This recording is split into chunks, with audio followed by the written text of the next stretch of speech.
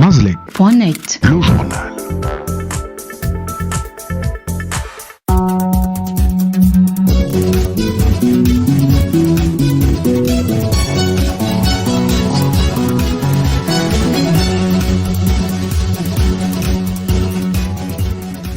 Les titres du journal, mea culpa de Laurent Désiré Abba Minko, terroriste présumé, poursuivi pour atteinte à la sûreté de l'État qui entend demander pardon au chef de l'État, Ali Bongo Ondimba.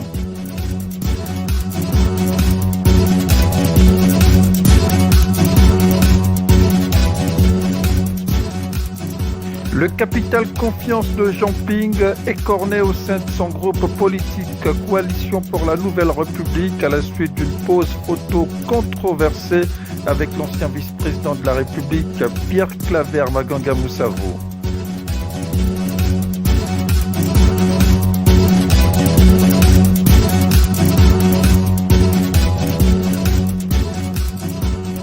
Entrée des classes cauchemardesques pour les agents de l'ancien office du stade et l'agence en charge des infrastructures culturelles et sportives qui capitalise distinctement 2 ans et 9 mois sans salaire.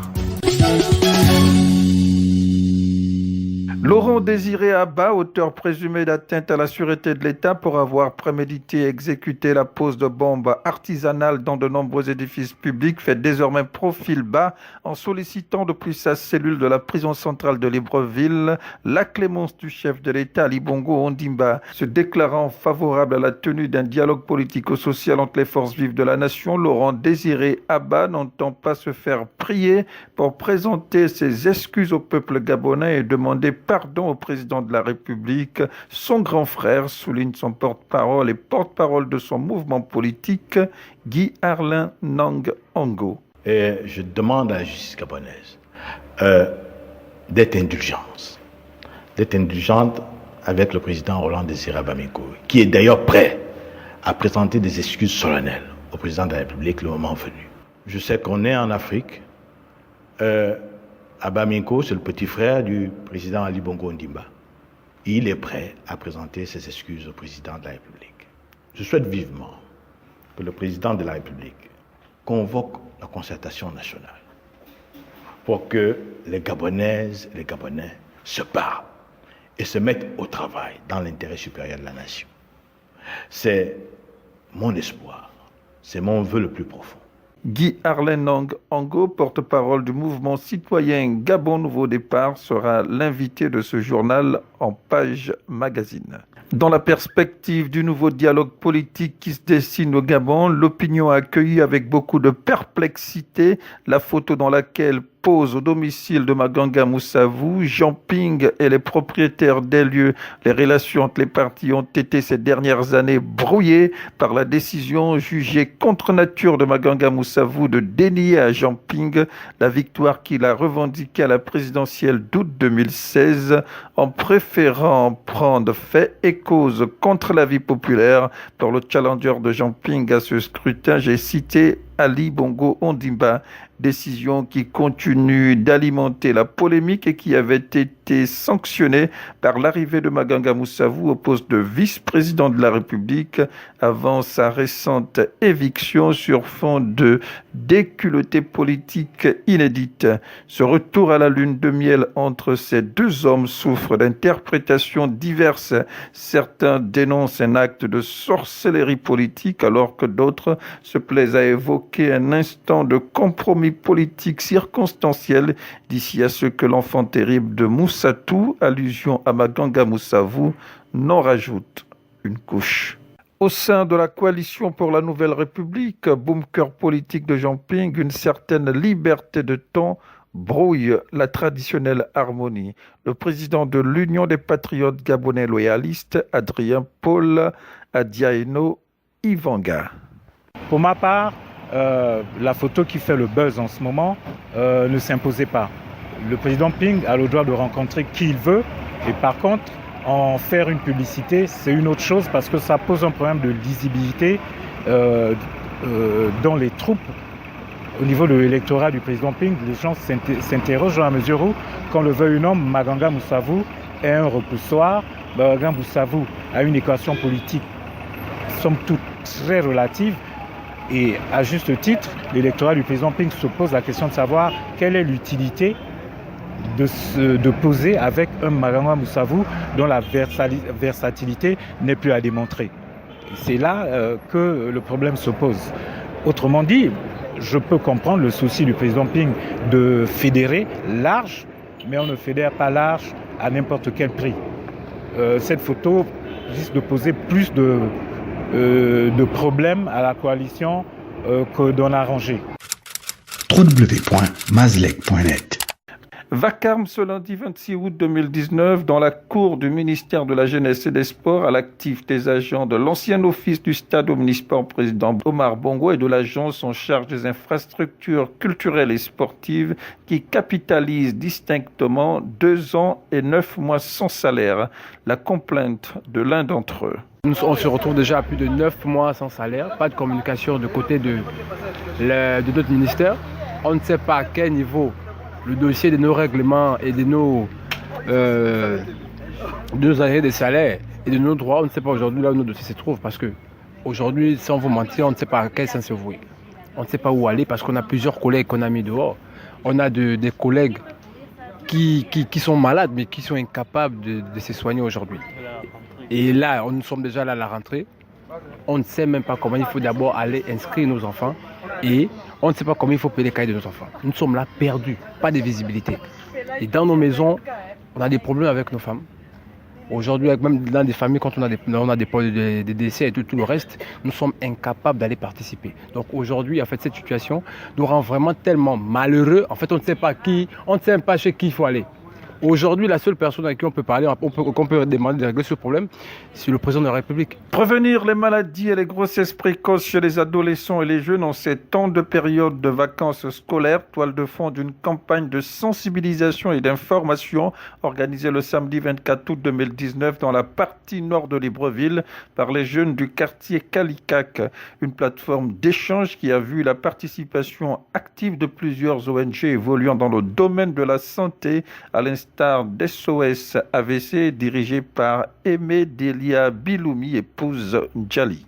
Nous étions chargés de parler de l'AVC parce qu'ils nous ont dit qu'ils ont constaté dans leur quartier beaucoup de voisins sont morts d'AVC. Donc ils voulaient qu'on en parle, qu'on parle de sensibilisation et nous avons eu la lourde charge d'emmener des médecins pour en parler, mais il y avait aussi d'autres panélistes. Il n'y avait pas que l'AVC, il y avait le diabète, il y avait les MST, il y avait les grossesses précoces, il y avait le VIH, il y avait également le paludisme avec Aqua-Rouge. Donc, de sensibiliser la population sur les facteurs de risque. Parce que quand on n'a pas l'information, on peut dire qu'on ne savait pas. Mais lorsqu'on connaît, on sait comment l'AVC commence, ce qu'il faut éviter pour ne pas l'avoir, on n'a plus d'excuses. Donc, c'est ce que nous avons fait. Docteur Annick Sounda, qui est neurologue au CHL, est venu pour parler de la maladie. Nous avons amené docteur Zouto Patrick, qui lui était censé a pris l'attention des participants parce que on a toujours affaire à des hypertendus qui s'ignorent dans le cas des AVC. Et ça a été très bien fait, l'exposé. Il y avait aussi mon témoignage à moi en tant que victime rescapée de l'AVC et qui a pu récupérer 80%, je dirais, de ce que j'avais perdu. Voilà. L'invité du jour.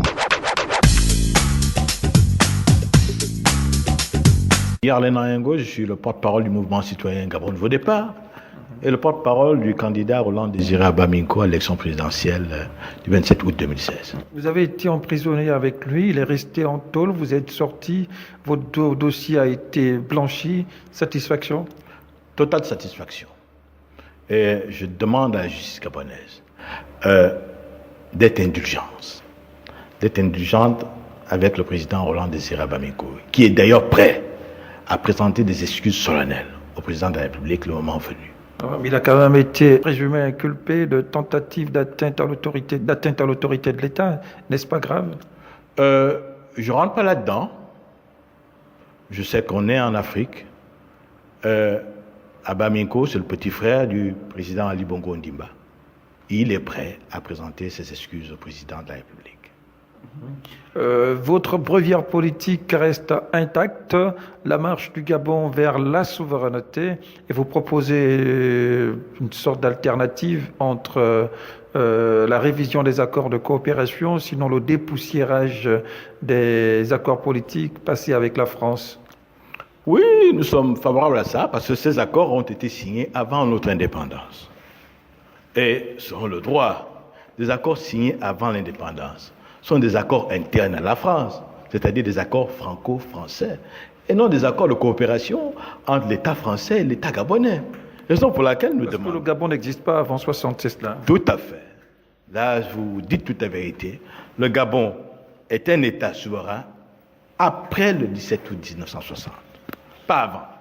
Et vous allez jusqu'à préconiser que l'on acquiert naturellement, que l'on acquiert définitivement, pourquoi pas, le statut français, non plus des Gabonais, mais des Français en territoire, non plus gabonais, mais français, une sorte d'outre-mer officielle, c'est cela? Tout à fait. D'ailleurs, c'est la meilleure option. Hein.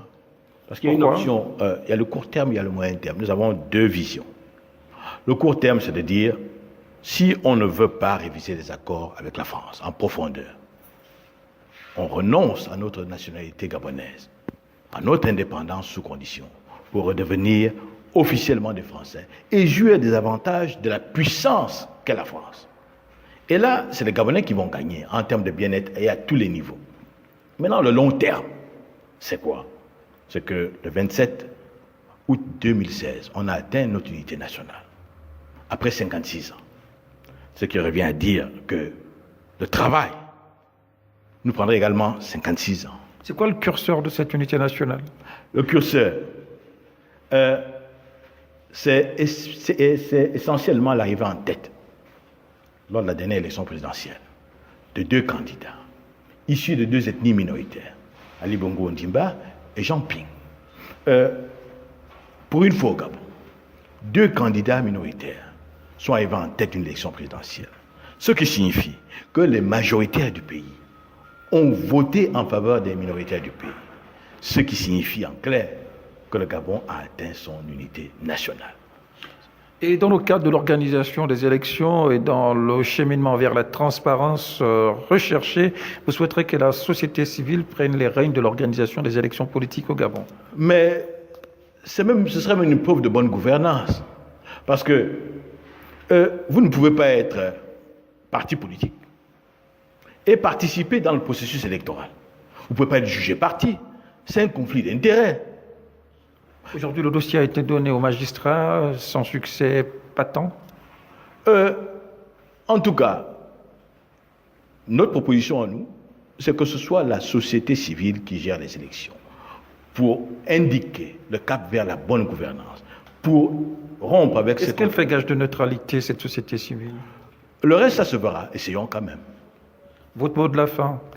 Bon, notre mot de la fin, c'est que je souhaite vivement que le président de la République convoque la concertation nationale pour que les Gabonaises et les Gabonais se parlent et se mettent au travail dans l'intérêt supérieur de la nation.